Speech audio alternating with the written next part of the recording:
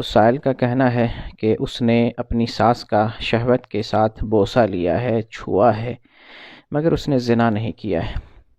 تو ایسی صورتحال میں پاکستان کے علماء یہ کہتے ہیں کہ اس پر اس کی بیوی حرام ہو گئی ہے، اور یہ شخص اپنے عمل پہ شرمندہ ہے اور اقرار کر رہا ہے کہ اس نے اپنی ساس کے ساتھ زنا نہیں کیا ہے، باقی جسموں کو چھوا ہے، فائدہ اٹھایا ہے، اور یہ بھی اقرار کر رہا ہے کہ اس نے توبہ کر لیا ہے، اپنے عمل پہ شرمندہ ہے، اور وہ 5 وقت نمازوں کا پابند ہے۔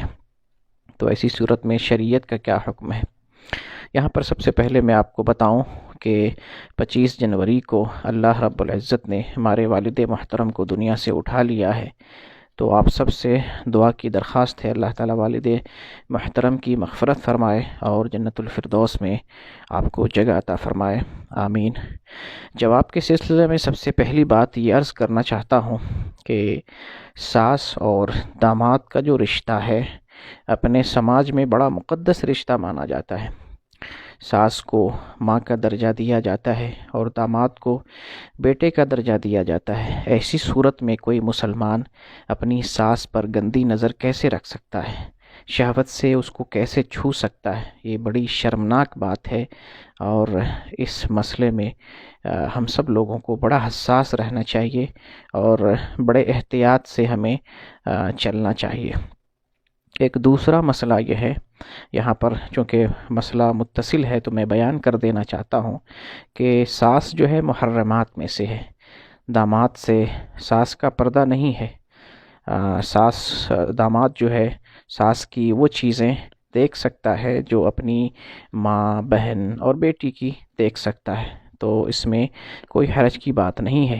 لیکن ساتھ ساتھ یہاں ایک مسئلہ یہ بھی واضح کر دوں کہ اگر ساس جوان ہو یا خوبصورت ہو یا فتنے میں واقع ہونے کا اندیشہ ہو، تو جہاں داماد کو ساس کے ساتھ تنہائی اختیار نہ کرنا چاہیے، اسی طریقے سے ساس کو بھی ایسی صورت میں جب فتنہ محسوس کرے تو اپنے داماد سے پردہ کرنا چاہیے۔ یہ بہتر ہے عورت کے لیے اور پاکیزگی کے لیے۔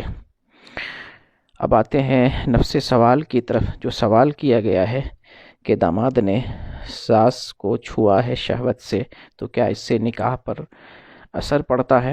تو اس کا جواب یہ ہے کہ اس سے نکاح پر کوئی اثر نہیں پڑتا، کیونکہ شریعت میں ایسا کوئی قانون نہیں ہے کہ زنا کرنے سے بیوی جو ہے حرام ہو جاتی ہے، یا حرام کام کرنے سے کوئی حلال چیز حرام ہو جاتی ہے۔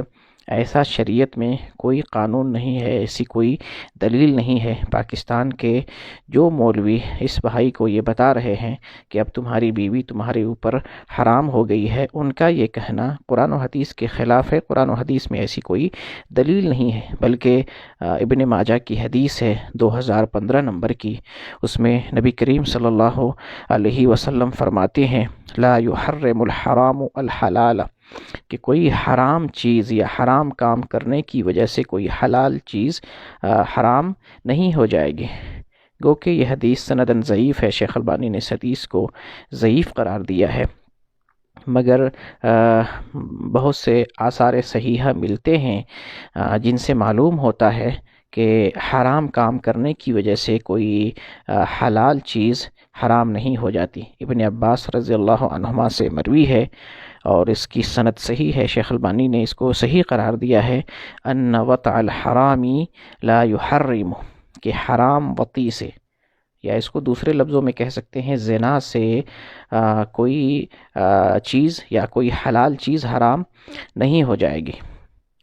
یعنی اس کا مطلب یہ ہوتا ہے کہ اگر کوئی رشتہ اسلامی اصولوں پر قائم ہے، کوئی رشتہ قائم ہے یا کوئی رشتہ صحیح سند سے ثابت ہے نسب سے، تو اس کی وجہ سے کوئی حرام اگر کوئی کام کر لیتا ہے تو جو رشتہ ہمارا ہے آپس میں، خونی رشتہ، نسبی رشتہ اور رضائی رشتہ، تو ان رشتوں پر حرام کام کرنے کی وجہ سے کوئی اثر نہیں پڑتا ہے۔ اس کو مثال سے آپ ایسے سمجھ لیں کہ کوئی داماد اپنی ساس کے ساتھ زنا کرتا ہے، تو داماد کا ساس کے ساتھ زنا کرنے کی وجہ سے اس کی بیوی اس مرد پر حرام نہیں ہوگی، یعنی اس کے اس فعل بد اور حرام کام کی وجہ سے بیوی اس پر حرام نہیں ہوگی، بلکہ جو زانی ہے، جو زانیہ ہے، اس پر حد قائم کیا جائے گا، لیکن حرام کام کرنے کی وجہ سے رشتے پر اور نکاح پر کوئی اثر نہیں پڑے گا۔ اسلام نے ہمیں نکاح کے ٹوٹنے کے لیے جو اصول بتائے ہیں، جو تعلیم دی ہے، اس میں طلاق ہے، خلا ہے، فسخ نکاح ہے۔ طلاق ہو جائے تو رشتہ ٹوٹ جاتا ہے، نکاح ختم ہو جاتا ہے، خلا ہو جائے تو رشتہ ٹوٹ جاتا ہے۔